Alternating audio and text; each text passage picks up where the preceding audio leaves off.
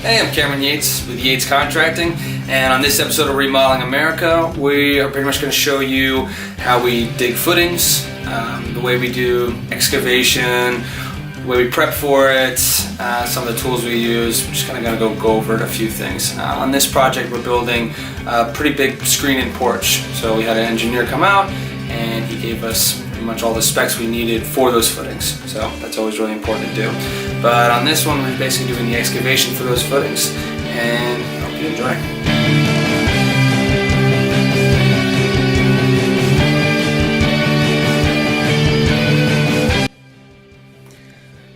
Alright, so we've already marked out, you'll kind of see in white where the structure is going to go. So this is a screen-in porch, and the white that goes all the way around the perimeter is basically the outside of the structure. Then from the engineering plans that we received, we marked out all the footing locations in orange. The engineer spec'd out 4 30 by 30 wide footings on the front, 14 inches deep, and then 2 on either side, 24 by 24 by 12 inches deep. Along with under the existing piers, those brick piers, we had to make sure it was a 36 by 36 under the center one and a 48 by 48 under the far one. Plus we had to add a 44 by 30 by 12 inches deep footing all the way to the right up against the house. Because we're adding a lot of weight to that structure, we needed to make sure that it had the right concrete in place, as well as a new footing for the new pier that we're putting in. So whenever we dig footings on jobs, especially a lot of footings like this, we don't come in with just a shovel and a bunch of guys. I mean, it's back-breaking work, especially because you never know what you're getting into. So we love to rent these mini excavators. This one's a Terex. We actually got this one from Holland Rental in Raleigh. So we get these, to get them delivered out the morning of, and then after we've already marked everything out. So you want to make sure that you already have all your engineering plans so you can mark everything out. You just don't want to keep your rentals for too long. So do that, get your engineering plans, mark everything out like we've already done, and also make sure you call 811, which is the underground marking utility company. So they come in and they mark all the utilities that might have any problems where you're digging. This way you don't go and hit a gas line or hit a water main or anything crazy. Now this is a relatively high-end home, so we knew there was a sprinkler system in the back. We just weren't sure exactly where all the lines were. We knew there was irrigation lines, we knew there was drainage lines. They were always running all over the place. A lot of these lines are made of plastic, so they don't necessarily get marked out very easily. You can get them marked with radar. It's just extremely expensive, and even if they do mark where they're located, it's not changing where we're digging. So we just make sure all the water is turned off to those, all the power is turned off, and we just know that we're probably going to hit them. So wherever we hit them, make sure that we mark it out and cap it off and just know where to rerun them. So on this job, we were extremely lucky, as the sprinkler system decided to go through all 4 large footings in the back, and we found it just by digging this first footing. So there were 2 PVC lines, 1-inch PVC lines, as well as power line for the sprinkler system itself. So what we did here is, after we found it, we decided to create kind of an access point. So we dug this up. This way we would be able to cap off the lines, pull through the wire, and make sure that the guy coming to redo the sprinkler system had access, knew how to locate them, and could run them wherever he needed to after the fact. So we dug this out as soon as we found out where they were, and you'll see us eventually do it on the other side as well. So it's just important to kind of just assume you're going to hit something. It always happens, especially if you have sprinkler systems or drainage lines, irrigation lines. We always plan that's going to happen on our project, so we factor that into our estimates to make sure that the homeowner knows it's most likely going to get dug up.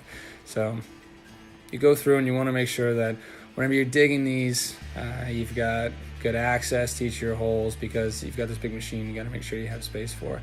It's, most people, I've operated a bunch of these little ones. I don't own any of them, but I've operated a bunch of them, so you can kind of get a feel for it. You just have to be pretty easy on these machines, but they help out a lot. You get better and better as the day goes on, trust me, when you first start. So The machine itself is pretty, it's brutal. I mean, it does a lot of the work for you, but usually you have to square them up, just make sure they're perfectly in the right size. You have to keep taking a bunch of measurements, because even if you do mark it out with paint and string lines, you'll always have to keep coming back and making sure the measurements are in the right place, et cetera, et cetera. So here you've got a couple ground drainage lines. We knew that one was there. One was a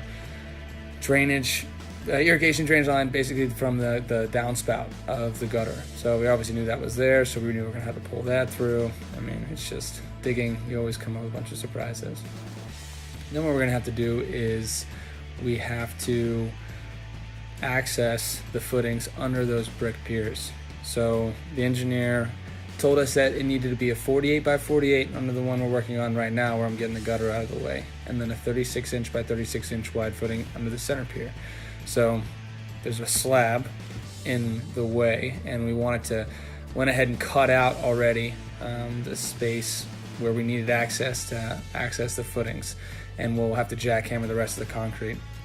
We didn't want to remove all the concrete right now because we're actually using that as a little bit of a structure to temporarily hold up the deck above it, as well as the floor above that, as soon as we remove the 8x8 post. So we were leaving most of the concrete in place. We were just going to jackhammer out the areas to access the footings so we could show the inspector. No, the fun part about that is as soon as we started digging down, we found out there was nowhere near the amount of footings that we needed. So we kind of assumed that. We just didn't know it would be as minuscule of a footing as there was. So when you know that there's not going to be enough footing, just dig out, contact your engineer is what we did. Contact the engineer, asked him, okay, what we needed to do. We told him after we found out what the size of the footings were. So we basically had to dig out about a 60 by 60 square footing that was about 16 inches deep, and drill rebar into the beam itself, into the bottom of the footing, and into the brick with epoxy to hold in the rebar. And then we had to run rebar throughout the whole entire footing. It's pretty intense when they don't do it right to begin with, what you have to do and come back with. So it was a little bit more of a surprise than we were hoping for. We figured it wasn't going to be as much as we needed, but here we basically just had to dig up all around it. Is a lot of excavating. So we like to wheelbarrow a lot of our dirt out if we can. It keeps it out of the way. It keeps it so there's not a bunch of piles of dirt all over the place. And we do it with a lot, I'd say maybe about 75% of what we excavate. We leave piles next to a lot of the footings so that as soon as the concrete's poured, we're able to backfill much easier. We can bring in just some type of mini skid steer, and then we can backfill a lot easier. We don't have to take dirt from anywhere. It's right near the hole. But we've got about 6 yards of concrete going in these holes, so there's no way you're going to have you're not going to have a bunch of extra dirt. So we wanted to wheelbarrow away as much as possible sometimes, and that's probably some of the most manual work that we do when we're digging the footings, other than cleaning them up. So here's where Jay's starting to jackhammer out the concrete. Turns out they skimped on the footings, but they poured the concrete nice and thick, so it was about 8 inches where he was jackhammering, which was a nice fun surprise as well. But we went ahead and cut it beforehand with a concrete saw, so we had a nice, basically a joint where it would break, so that we didn't just have to jackhammer off chips. We jackhammered up to the cuts and then took out those areas, so it was a little bit easier to walk around. We could still use the jack up against, and so we had enough access to dig in as much as we could. It was a bit of a bear getting all this concrete out. When you're taking it all out at once, it's a little bit easier. You can take in a front loader of some type and kind of lift up on it and break it into pieces. So it's a little bit harder doing it this way, but we kind of needed to under the circumstances. So as soon as when I dug down is when we found out that the footing wasn't the right size. So he's just jackhammering out around the outside edges, and then he'll do the center one. And we also have to do all the way far right up against the house, where we have to pour our own footing because we're putting in an 8x8 post there as well. All these other footings that we're digging out are all of the locations for the 8x8 posts that are going to support the screen and porch.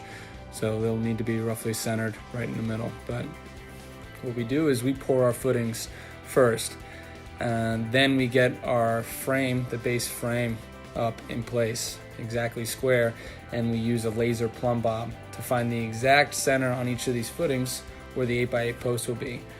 And then we'll put in a Simpson bracket, an 8x8 Simpson bracket that's put in with two 5/8 inch threaded rods that are epoxied in place, and we found that to be the best way to support the bottoms of our 8x8s, to give it the most structure, to keep it from rotting. So some people might concrete in, actually the homeowner was like, well, so are you gonna put the posts in?